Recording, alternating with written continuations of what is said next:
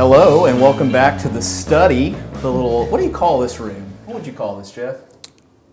Study. A study. Okay, Yeah. Great. I'm glad. Maybe an office. I don't know. An office, a gentleman's room, a smoking room. I don't know. We're going to call it the study. I'm joined here with Dr. Candice Coleman. She is an orthodontist from Clarksville, Tennessee.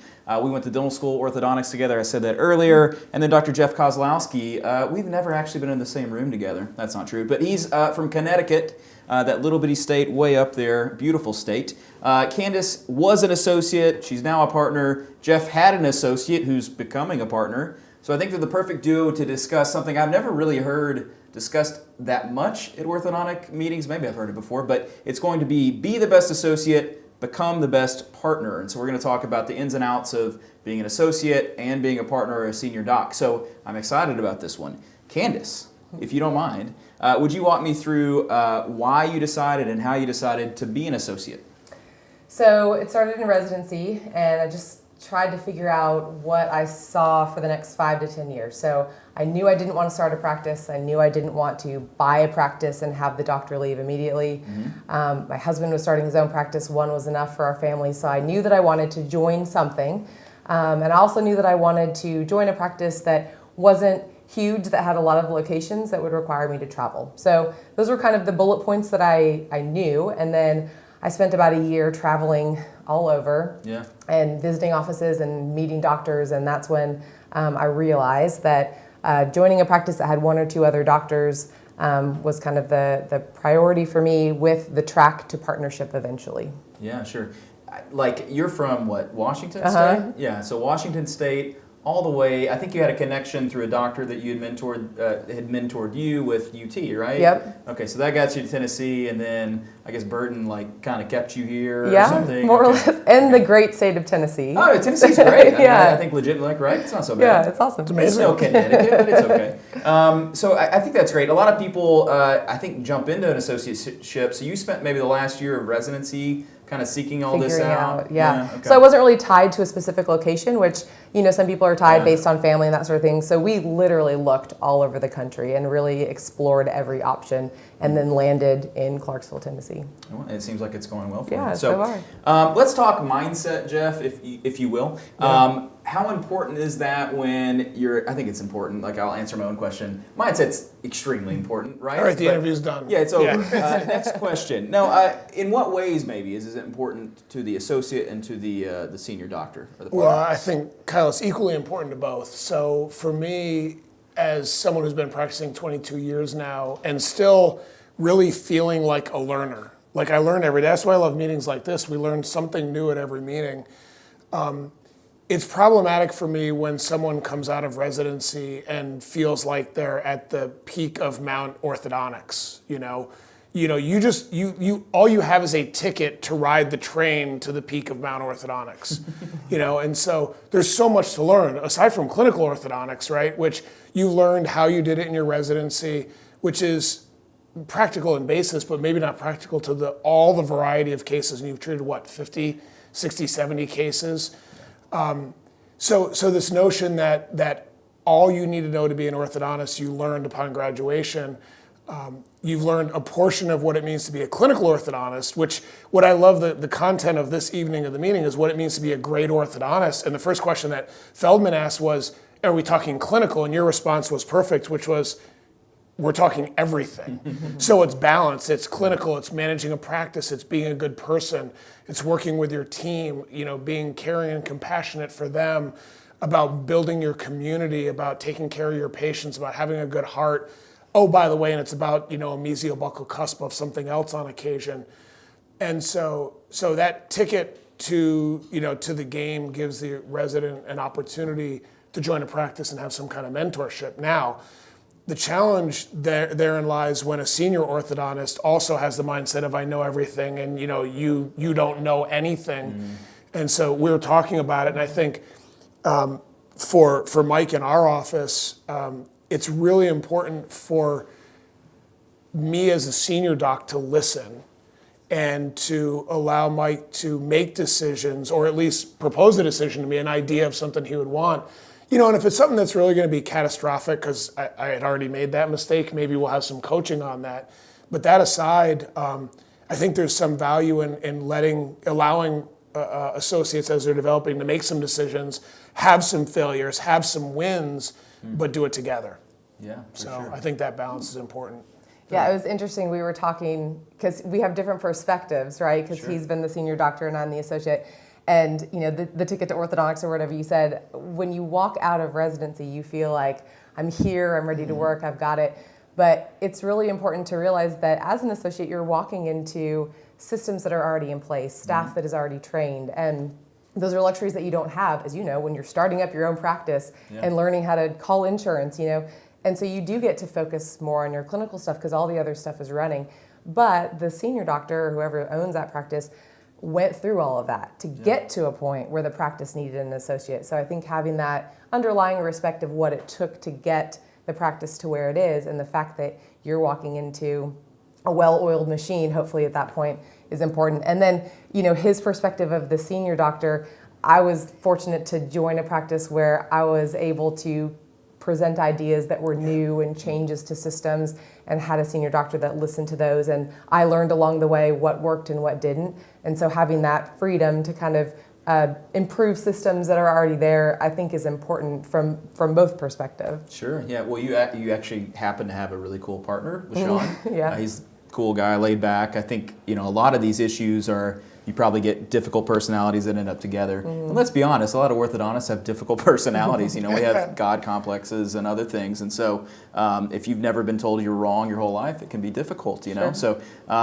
fortunately or unfortunately, I've been on my own always. And so Anna and I, in some sense, have been sort of partners, you know, like the two orthodontists in a way. But that's difficult too. But we're not talking about that right now. So I guess there's a lot of people I know. We had a lot of residents who signed up. There's a lot of people who are in corporate positions that are trying to learn, you know, maybe they're planning to associate, you know, ship or whatever. I guess give some pro tips, give some things that you thought in going through this process as an associate that you want to share with people, but also maybe some missteps along the way. So a few small things just in the beginning. You know, you get your contract once you've made the decision to join the practice. I think you can get a lawyer and spend a lot of time and energy on commas and words. Ultimately, most contracts are going to be fine, so don't spend a lot of time and energy trying to renegotiate things or let things go sour over the wording of something in your contract. I could have just shown mine to a few instructors at school and probably been okay. Yeah. When you get into the practice, I think treating the first few months as a mini residency and just soaking up as much in the clinic, particularly if you're, like we were talking, if you are treating the same patients, if you're sharing patients and working with the senior doctor, getting your language down so you're consistent with how you talk to staff, talk to patients is really important. As far as your expectations, you know, you're not going to learn it all at one time. So focusing on getting your clinical, you know, you go from seeing 6 patients a day to 100 patients a day, and that's like drinking water from a fire hydrant. You know, it's a lot to go through. So picking something, you know, the clinic to really fine tune, and then start learning the other systems of the office so you can understand kind of the big picture of everything. But trying to do it all at once can be fairly overwhelming. Yeah. I think another thing is know that, especially if you're joining an established practice, there may be patients that don't want to see the new doctor, and that's okay. And as you're there longer, that tends to go away. For me, it hurt my feelings a little bit, you know, and maybe being a female, I'm more sensitive to that. But I think that's a fairly common thing, especially if you've had a doctor that's been around for a while. But as you establish yourself in that practice, that usually irons There'll come a day out. where the senior doc happened to me the other day, comes over and the patient's like, who are you? Yeah, exactly. And I'm like, I'm Dr. Jeff. They're like, Dr. Jeff who? I'm like, Kozlowski. They're like, oh, you're the man. I'm like, oh, yeah, so it's all good. It's all good. Right. I think to piggyback along with that, you know, as the associate comes in, and there's a lot of different ways associateships can happen. It can be corporate. Now, we happen to have actually a very similar one where you associated in the practice that you're now practicing and partner in and have a good relationship, and Mike with my practice as well. So very similar, like we're hitting it off as associate and partner. But I think consistency is something super important. You hit on the co-treatment of patients. You know, some associates come out and they join a practice that has a need to fill, say, in another location. So the doctors never work together. And it's really, I guess maybe I'm less equipped to comment on that scenario, but that's kind of then the associates navigating their way with the existing team who's not really their team and the patients who's not really their patients. So there can be some challenges there. Mike and I in the practice, we spend a couple of days a week together seeing patients. So the consistency is really important from every new patient that comes in when we're there together. Whoever's going to see the patient, usually it's me, but at least talking about the treatment plan. How would you treat this? How long would you estimate? Why would you estimate that? Why would you choose this appliance over that appliance? Even down to the point where when we're doing things clinically, our team is instructed to let us know if there's anything that we do differently. I mean, even down to how we want a bracket passed to us, just so we know. It doesn't mean they have to be done absolutely consistently, but we have found things that we drifted slightly apart in consistency without knowing it when we're not always together. And the team is able to let us know, hey, you're asking for this all the time, you're asking for that all the time. Get together and figure it out, and let's come up with a solution. And so instead of it being Jeff's way or Mike's way, it can be we do this in this scenario and we do that in that scenario.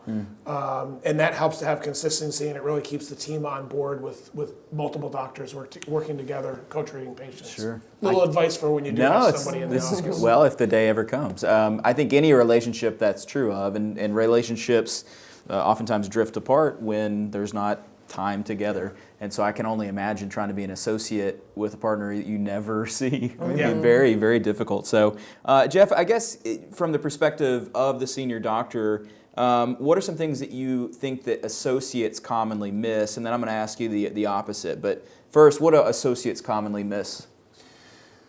Well, I think we hit on it a little bit. I think associates commonly miss the fact that doing the orthodontics isn't even half of the practice. Yeah. You're taking care of patients. So it's easier to say be in a scenario, and Mike's great with this, like he's doing more patient hours than I am now.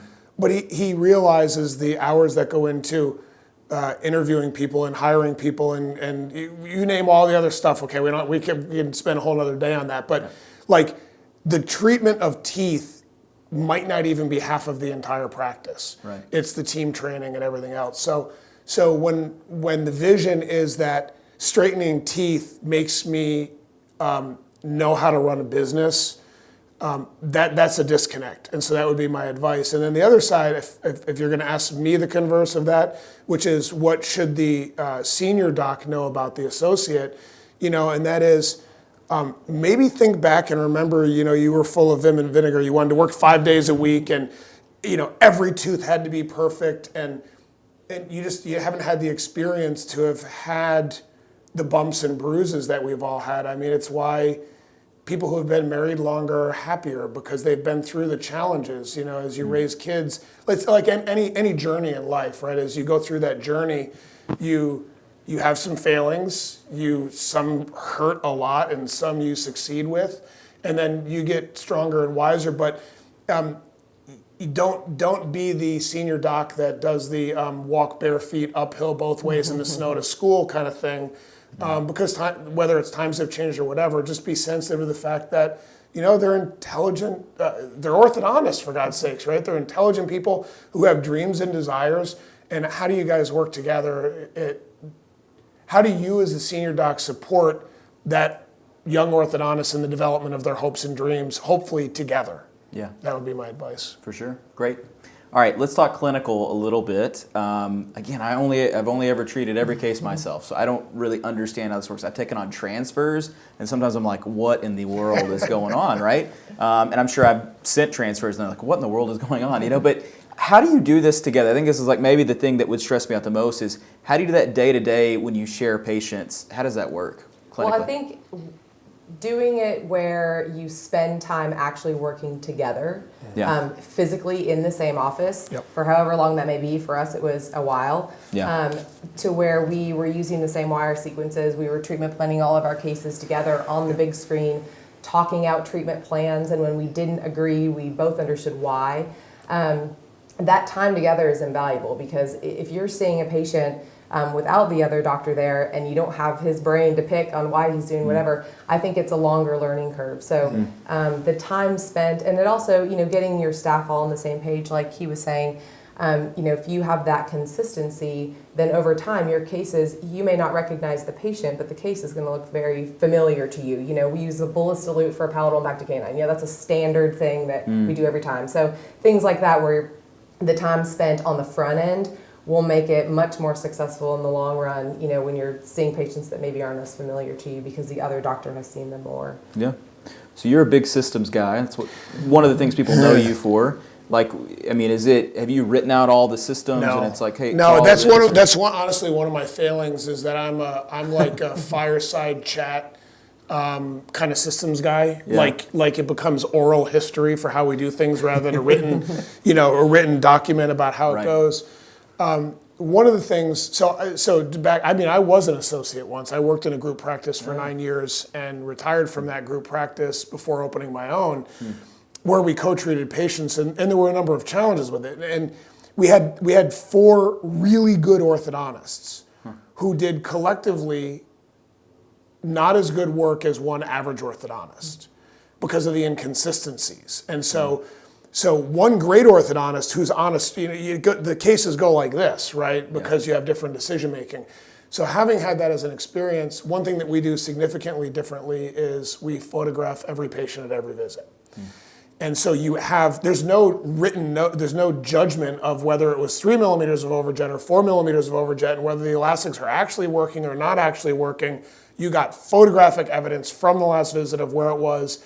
So Mike can step in on a patient that I've seen or me for a patient that he's seen and be confident that elastics are or are not getting us where we need to go. Yeah. So that's another thing that we have going for us. But I would agree the consistency.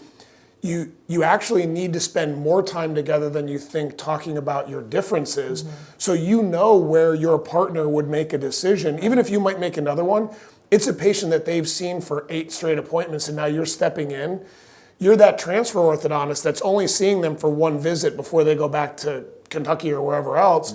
And so you're gonna call that orthodontist and go, hey Joe, what would you do here? And they're going to tell you, and you go, okay, I'll do it. That's kind of what you are in that scenario where you're not, like, say, every other visit. So we actually don't even have to worry about that because we are so very consistent in how we do treatment. I think that's the key.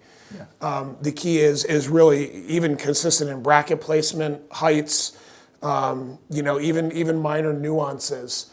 But I'll tell you another tip that we did on the clinical without taking too long. We actually went through periods of time where we focused on a couple of specific things. So initial bondings. So whether I did the bonding or Mike did the bonding, the other person would go over to say hi to the patient and look at the brackets. And then we would make notes. He'd make notes on mine. I think you're going to have to repo the lower right 4, and we'd note it. And then, 8 months later at the pan and repo, I go, aha, didn't have to reposition that. And then we went on to pan and repos, and we would do, it's almost like a double blind. Each of us would go look at the ICAT and write down what we would repo. And we found that he would repo probably double the amount of brackets I would. Why is that? Well, I'm more comfortable bending wires as needed because I've got 20 years of experience. Right. So then we decided the next step was for a month we were going to talk about my experience of bending wires. So we spent a lot of time mutually with patients looking at what each of us did, not to prove better or worse, but to maintain consistency. And that's been so now we really think alike after 4 years. So it's been a huge success, but it's a lot of work. Yeah. Well, it sounds like you have the right mindset, and you've really fostered that relationship. As does Mike. As does Mike. Yeah. So now that you are our partner, welcome. I guess But how have things changed for you now that you're no longer the associate? Well, I think he kind of hit on it earlier when you talk about it's more than just moving teeth. So I think when you're an associate, you show up, you would invest 100%, you are working hard and honing your clinical skills, and there's so much more to the office that make it run. And so once you sign that check and have ownership of this practice, I really took a deep dive into the systems and the job descriptions and the HR. And it's a lot, and it took me a while. I'm still even learning some of the systems that have been in place for a long time and ways to improve them. But it's certainly a totally a different mindset than when you are an associate, because when it's your baby, when it's something that you have ownership in and your name is on the door, it's a much heavier weight on your shoulders. So you pay close attention to all of the details. Yeah, sure. Well, if it comes to HR, give that to someone else. That should be that should be Sean's duty. So, well, guys, that's basically it. Do you have any parting words for anyone out there considering associateship. We've done a pretty good job summarizing it. I think we've killed it. I think so. Way to go. I think you did kill it. Nice high five. Well, that's actually will be like right on time. So Finally. Let's be on time. There you go. We'll be on time. yeah, There you exactly. go. So That's efficiency for you. it is efficiency, and we'll get to more F-bombs and efficiency tomorrow. Candice, Koz, thank you. It was really great stuff. Our next segment is for the ortho nerds out there. If you've been thinking, are we ever going to talk clinical orthodontics? Well, we are about to. We're going to do hybrid orthodontics and digital workflows with Drs. Shane Langley, Lisa Alvetro, and Bryan Lockhart. But first, we have a commercial break from 3M on digital bonding, and then also one from a digital marketing agency that you may have heard of, Neon Canvas. And so we'll see you back in just a little bit. Thank you. Great job.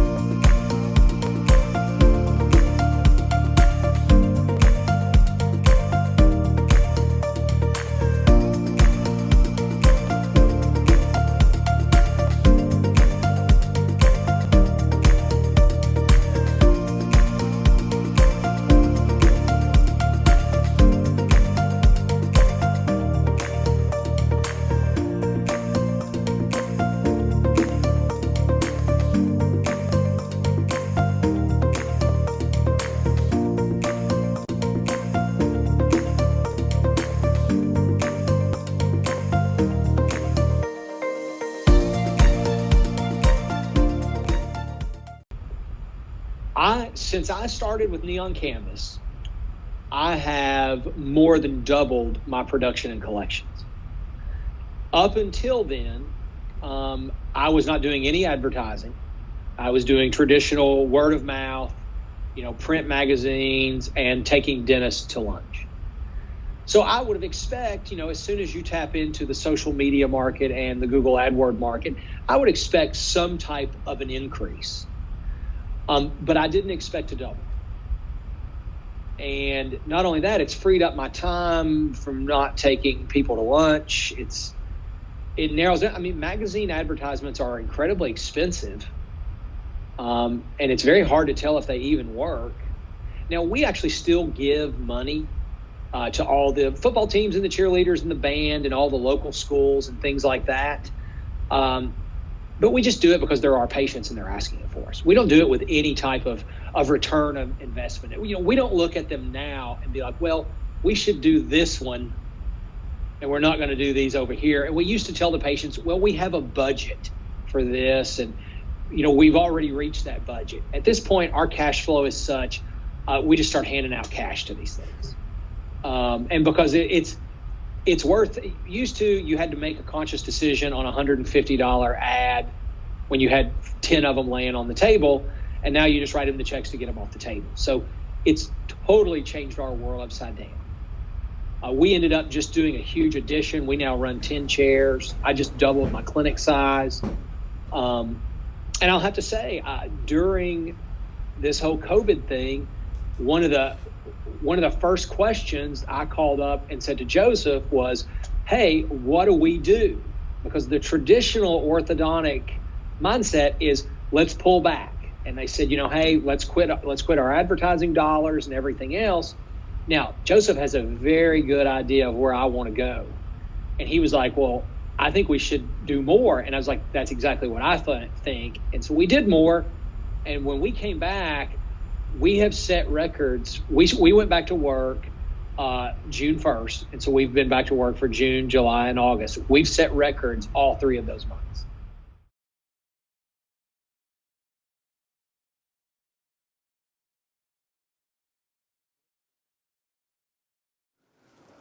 Hello, and welcome back to the trophy room. I think I should have a different name for it every time. The study, I guess.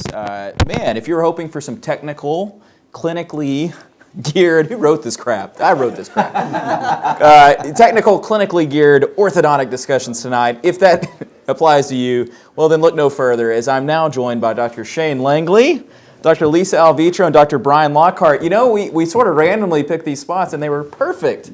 How did we manage to do that? So we're going to discuss hybrid orthodontics, a term you may not be familiar with, although you're smart people out there, I'm sure you are. And then also digital workflows, which is a huge conversation piece in the developing landscape of orthodontics. Okay, so if anyone's unfamiliar with what we mean by hybrid orthodontics, some people call it combination treatment or therapy. Shane, can you break down for us what hybrid orthodontics is? Sure, it's an overarching term, but for me it means anytime you use a combination of aligners along with braces, along with any other form of treatment. And oftentimes in our office we'll use it in tandem with braces first. Like I'll start with someone who might be an adolescent and they have high laterals that need to be extruded. So I'll just put braces on for like 3 months. I'm like, if you can just give me braces for 3 months, then I'll do the rest with aligners and stuff like that. Or it may be some different variation depending on the clinical preferences, but anytime you use brackets and aligners together, either before, after, or in the midst of,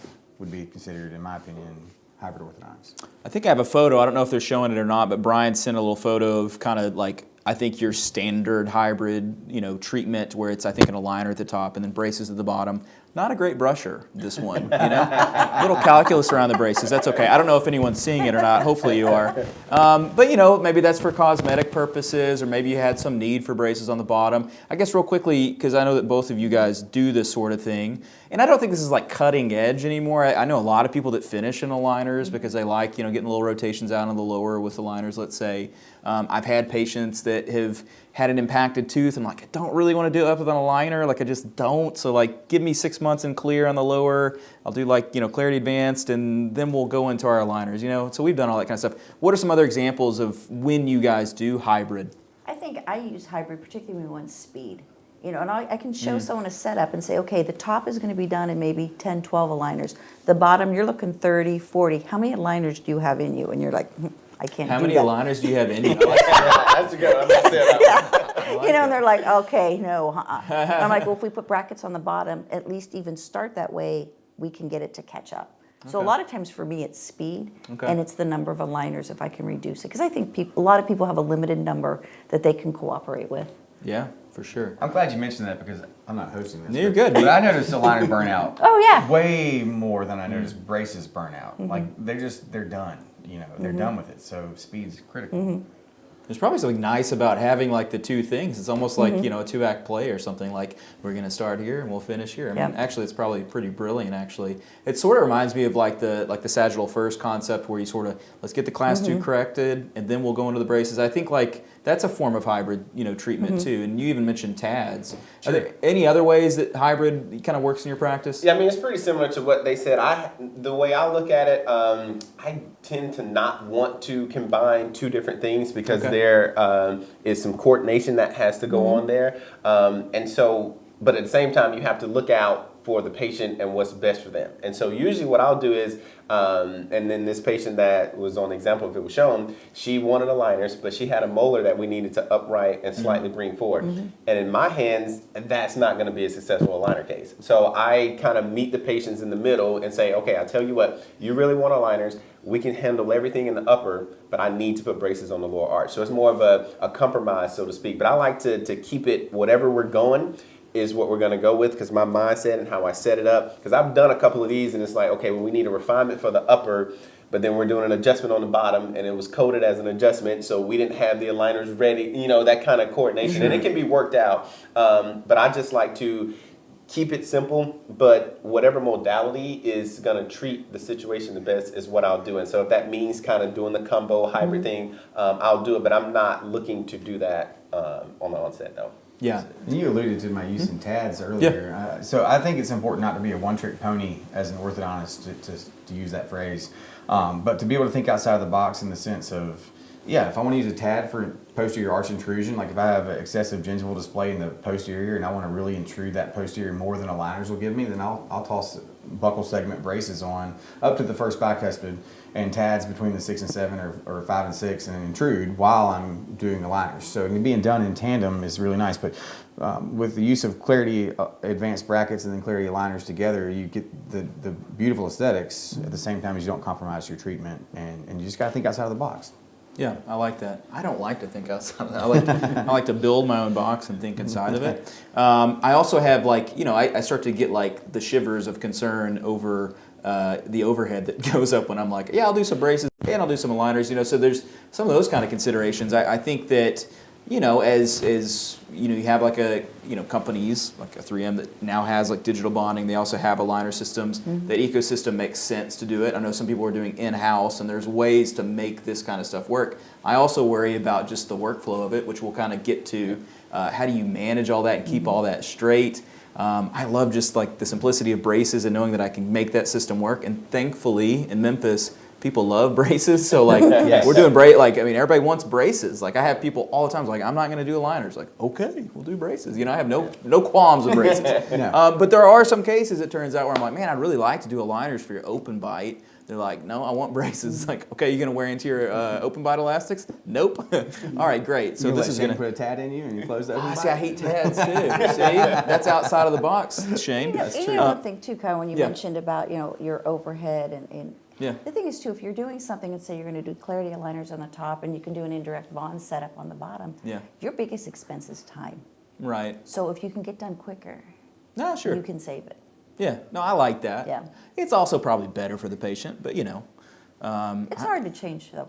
Yeah, I got to pay for this house. I've been You're right, overhead's a real concern. Yeah, look at overhead. I need to look at overhead for a few years. Trust me. I'm just kidding. I mean, the wood on these walls just speak to me right now. It's a rich mahogany. It is. So Lisa and Shane, you both speak for 3M. Yes. I technically speak for 3M too, although I don't get to talk about like clinical stuff. Maybe one day. I use a lot of their products. Could you tell me a little bit about the 3M Oral Care Portal?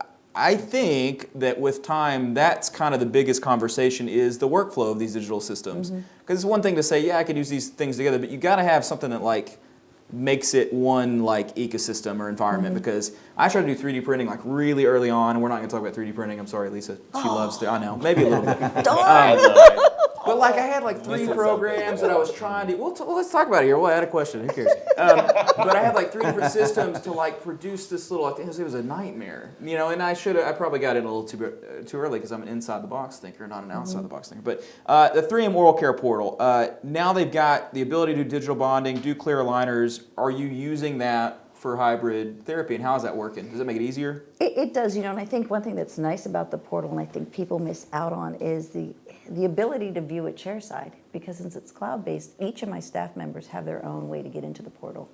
So, even obviously designing treatment, there's steps that people can do and upload records for me. Then I get to a point where I'm looking at, approving the setup. But even like throughout treatment, my staff will have it pulled up. They can look and see, do you look like what you're supposed to, or do we maybe need to do a scan so that we can do a progress overlay and see where things are at? So I think the portal's easy to use, but the accessibility, and I think where people miss out is maybe they don't train their staff enough to be part of that process.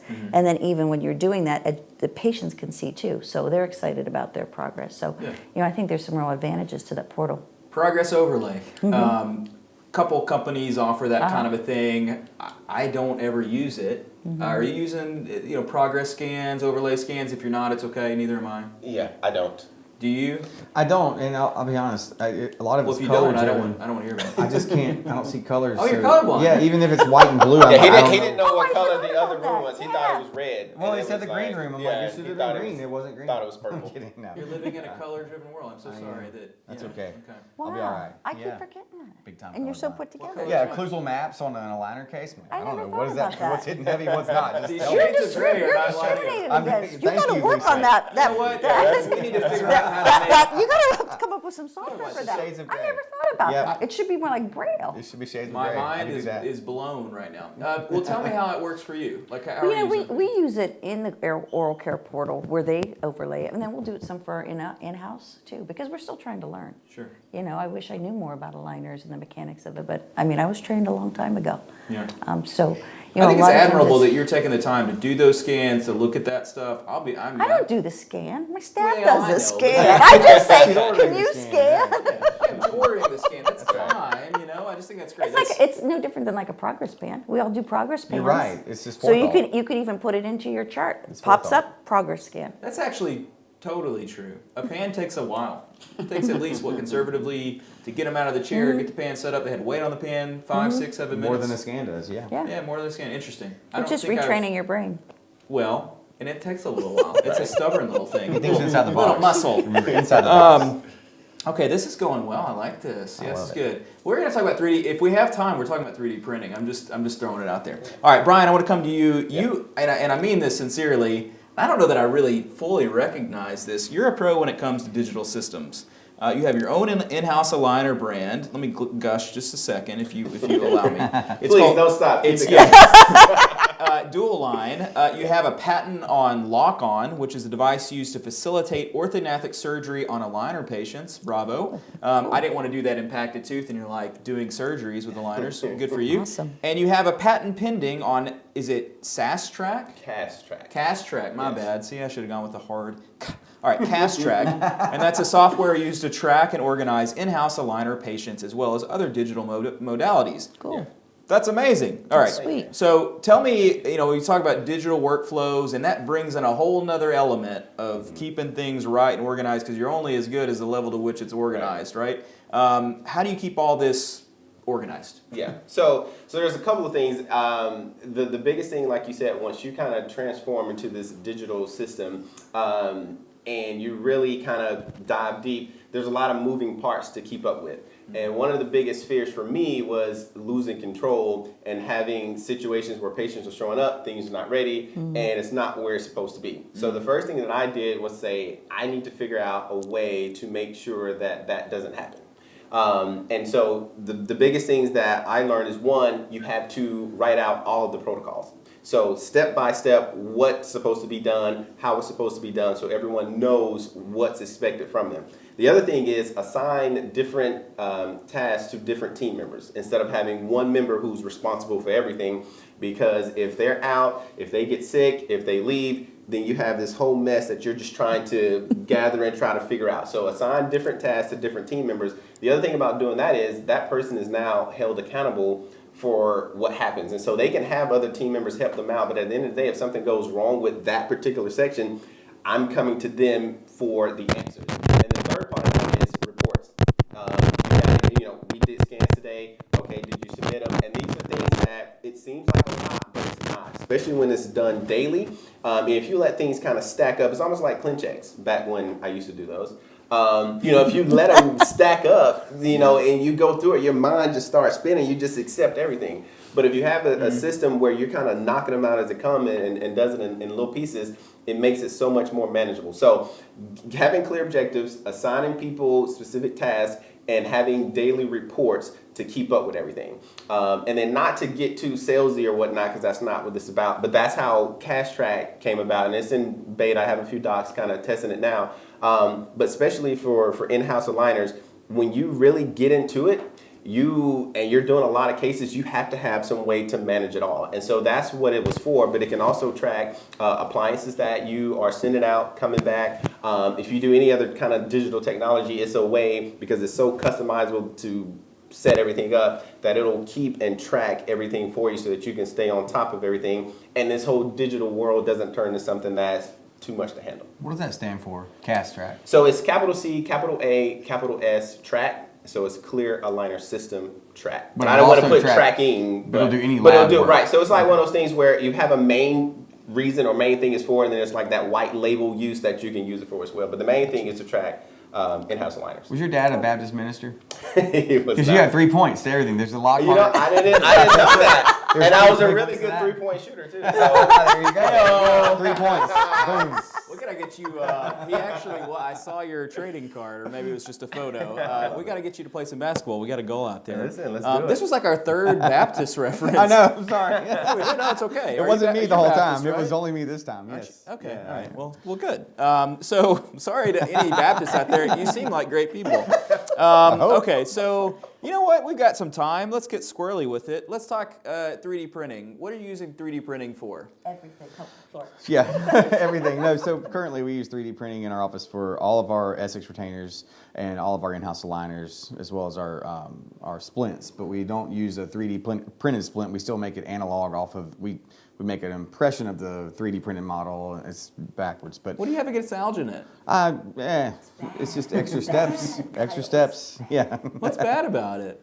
No, I mean, I'm just talking to nothing's three bad about it. super digital people. What, did it ever hurt someone? No. It's just too technique sensitive.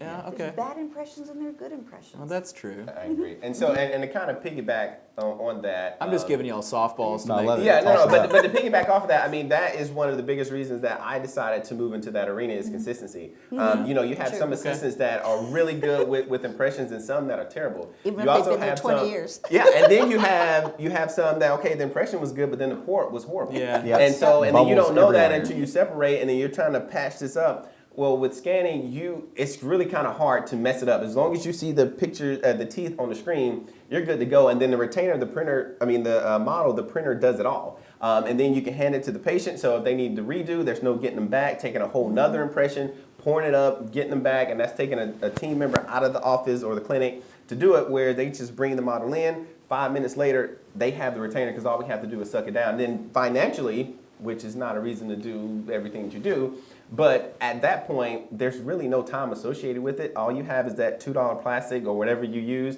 to suck it down, and you give it back. And so there's profit there as well, even though that's not the biggest driver, but it's the consistency that just did it for me. And so even if you don't even do aligners, just getting into 3D printers just for that alone, I think would make it worth it. Well, I'm sorry, I just disagree. No, I'm just kidding. We do the same thing. That's a fair Plus, you're missing out on all the fun. Is it fun? Because I did it. I had one like 4 years ago. Well, I mean, I'm sure that's true. I was doing it wrong. Could apply to so many things. It's changed so Oh, I know much. it's And changed. you can use it for so many things. Well, I mean, maybe obviously, you do models, in-house aligners. Yeah. You can print indirect bond trays. You can print splints. You can print chess pieces. You can print, printed jewelry pieces. You can print brackets. I know it's amazing. You can print, we print temporary crowns, No, semi-permanent crowns. We printed masks during the COVID Yeah, shutdown. see, look. Like printed I mass know. production of All this masks. fun Yeah. time. Wait, what are you You and printing your crowns for? What do you do? People that have peg laterals. Oh, that's pretty So cool. you can print them, we print them, we'll scan them, print them, put it on, then I'll rescan for like their aligners. I feel like before I the wish setup. Lisa were my orthodontist. I feel like if any of my patients are watching out there, she's in like Ohio or something. You're not gonna want to go see her. Okay, so let's. We got 2 questions left. This has been fun, huh? I'm enjoying it. Yeah, this is good. I like this. We This could do this this feels all day, good. We could do couldn't this all day. Absolutely. Yeah. Well, we only have 8 minutes, but we could do it all day. All right, so let's end with this. I want to ask Lisa and Shane a little bit about 3M Clarity aligners. I'm sure we have practices out there that use all different types of plastic. I did an aligner podcast. What did I have? 3M, Invisalign, and ULab. Yeah. And I'm going to do another one in the fall. Spoiler alert, like anyone's keeping up the fall. And I'll probably have on maybe some sort of an in-house solution with Archform. A lot of people are using that. Probably have on Spark. And I don't know, maybe another one. We'll see. But you guys use 3M Clarity aligners. I think it's helpful to understand what all's out there. So if you don't use 3M Clarity aligners, maybe you'll learn something. So tell me about your experience with that, about having different options, which I think is awesome, just flat out, like whether it's in-house or it's Spark or whatever. It's great to have other options. I think that's good for us. But what's your experience been like with those? Well, the thing is, we like in our in-house system, but it's not for everybody. Not everyone's going to want to print. So you need outsource options, and for bigger cases, we'll outsource. Yeah. One of the things that's coming new on the horizon is you'll have material choices within your Clarity aligners, where there's a flexible material and then a forced material. Yep. And we found it, we were doing some of the initial testing on it, that particularly in your crowded cases, that the hard part is getting that first initial aligner to fit. Maybe you have to block out a lot if you're always using one material. So, for us, the ability with crowded cases, you start with a flexible material and then change to a material that's stiffer is helpful. And so there's a lot of options that are going to be existing for aligner design, which is really seriously cool. So I think that is like one of the most crazy things. We've had aligners for 20 years, and certainly in Invisalign, the only aligner system we had for a long time, it had a more rigid plastic made from a single sheet, and then now they have like a 3-layer plastic, which is more flexible.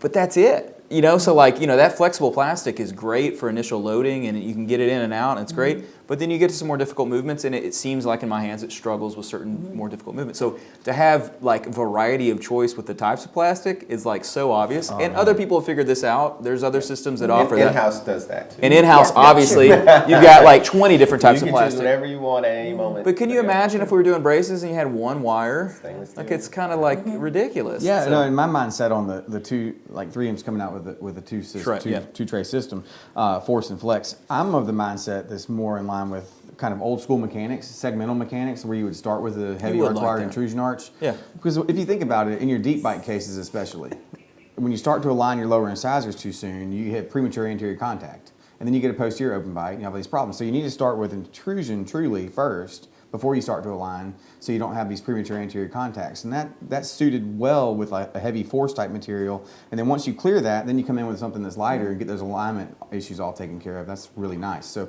the flexibility, depending on your philosophy, everybody's philosophies will be different. You may be a force to flex type philosophy, maybe a flex to force type philosophy. But the beauty is the ability to choose and to have that ability to change it when you want to and on case-by-case basis. So when you do in-house, are you doing like a more flexible plastic first or a more rigid plastic first? Yeah, so I usually start more flexible. So I'm doing flex. I am trying out glacier material now because it's a little mix between flexible and kind of sturdy. So I usually always start out, because it's a comfort thing. If you get it in and it doesn't fit, it's not comfortable, patients are not going to wear it. That's what I was worried about with Shane. Oh, yeah. Yeah. Shane doesn't care about that because he's like So they'll get over it, tough it They'll out. get achieving the They best. listen to Shane. They don't Yeah, listen so to me. I'll start that way, and then Clinical usually in excellence. the refinements I'll use a stiffer material because the movements are not as big or great, and so that stiffer material will finish it off and it'll still fit. To me, I think in terms of wire sequence and in that way that you start with it like a light wire. Yeah. But And I want to could be change the convinced mindset otherwise. of the wire sequence thing. I think we do that because NITAC goes into crowded teeth easily. Yeah. But if you have the ability to just So does intrude plastic. to begin with, plastic does too. That's why I like the heavy one So first. you're focused on intruding, but they got this jacked tooth, and they're like, when are you going to deal with this? And you're Ah, like, tray 7. They'll figure it out. Tray 7, that's not, Do you want to bite on your back teeth Make or them not? earn it. Do you want to bite on your back teeth or do you not want to bite on your back teeth? You tell me. You want to hit in the front only? I don't People know. only care I'm gonna ask the director for 10 more minutes with this crew. All right, we have a question. Thankfully, Cameron Walker, great guy. Can you scan, print, and seat clear retainers in one visit? How long does it take? So the answer is yes. That's what we do. It can be, it depends on the setup you have. I use an Envision Tech Vita and an Envision 1 as my printers, and it usually takes about 20 minutes to print the model. But to try to turn that around right away is a bit much. So what we do is we take the braces off in the morning, take the scan, do all the final pictures, x-rays, and then over lunch, we make the retainer and they come back for a quick pop-in 10-minute appointment. I know a lot of people will see people next week, and I'm just not that ballsy. I don't know if we can say that. But It's PG. yeah, okay. I'm too scared. Like we spend all this time to get this great finish, and just to fumble it away at the end is just too risky for me. So I'd like to give it the same day. So that's a tricky question, so to speak, because you can have it done in 30 minutes. Right. But it's not worth the hassle. We just do everything, make it over lunch, have a quick seat. And Well, even with the glory that is Alginate, they have to come back later in the day. Yeah. As I'd great say as it is. For me, that's- the minimum time is an hour. So Yeah. it's not one visit. It would be like go sit in your car for an hour and wait, or go somewhere and come back. it's just But- not super efficient. Yeah, Or no. we scan before we take the brackets off. Right. We digitally remove them. Yeah. What then just software seat it. do you use for that? There's a couple different ways you can do it. You can use 3Shape, or you can even use Mesh Mixer. Any program that will let you take off an artifact. Sure. Okay. There's a little bit of an art form to it. It takes a little bit of I'm practice. sure there is, and Lisa's just killing it. I So. will never know about it. Yeah. No, I will know about it. I don't live in a cave. I just, we're doing things pretty well. Come by the practice. I'll No, show you. I'm just saying how you said it. Like I'm sure it exists. All right. See, here's the I- thing. I'm afraid if I take people's braces off and don't put a retainer in immediately, they're not going to wear I'm them. just saying. Oh, I It's agree. like, here's a Yeah. trade. I'll trade you those for this. Yeah. No, we like to get them to it that same day. Yeah. All right, real quick question. One of the most common questions I get when this topic comes up, when we talk about digital systems and aligners and all this kind of stuff is, where do I learn more about it? In fairness, the residency programs are still slow to catch up with this. I did 4 aligner cases, and I was thankful to do 4 aligner cases in residency, but some of us have done 0. And so what are some of the options? I know, Shane, I'm going to give you another plug. I plugged your beard balm. Now I'm plugging your course. You have a course coming up. Tell me more. Didn't know I could talk about it. Yeah, no, so 3M's actually I hope we can. It's not in the bag now. Whoops! 3M's putting together some curriculum on aligner therapy and different types of cases setups and going through the treatment mindset, what you're thinking on the treatment planning side, when you're designing that case, how it looks in the end, and the staging of it all. Okay. For open bites, deep bites, transverse issues, class 2s, all these kinds of things. So we're going through each type of case and laying it out exactly how we would lay it out and why. Yeah, and cool. kind of explaining what the rationale is behind the treatment plan. I like it. Jonathan Maas have their course. Of course. Any others? I was just thinking, I dated myself, and you said aligners didn't exist when I was in residency. Actually, Nine-Tie wires just came out.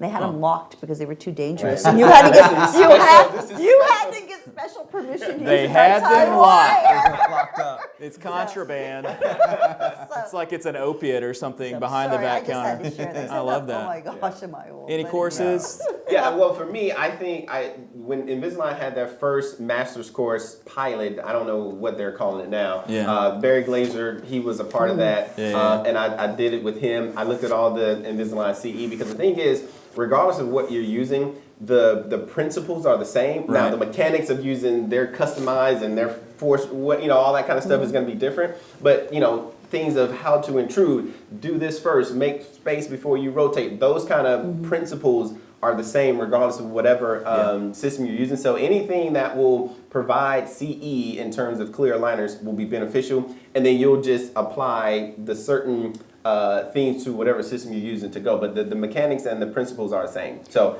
what is Barry Glazer's book? oh, I did read that book too. Yeah, it's That's a great an book. excellent book. Yeah, I I did. Yeah. I forgot. Yeah. I got it has the Excellent. teeth on it. It's in my bedside table. I'll pull it out later. Because I so. had on my digital integration team, we It is all great. read that book Yeah. together. Yeah, Really good it's a book. great book. Yeah. Really simplifies it. Great I thought, pictures. I can But do to this. plug it real quick, Yeah, go so ahead. Dr. Mark Causey and myself will Yeah. are kind of working on this together with 3M to try to formulate. It's called the Treatment Design Advanced Treatment Design course. That's what it's called. Work on the name. This is a joke. Advanced Treatment Design course. Listen, the cameras are gonna be cutting. They're gonna be scrapping it. Cast track. I said that wrong. Well, hold on, we gotta go. We're over time. We're gonna be here forever. We'll finish this conversation later. Okay, so I hope you enjoyed this. Everyone's like, what is going on over there? He said ballsy. We're going right. No, we're going well. This was great. This topic is definitely not my area of expertise, as I proved.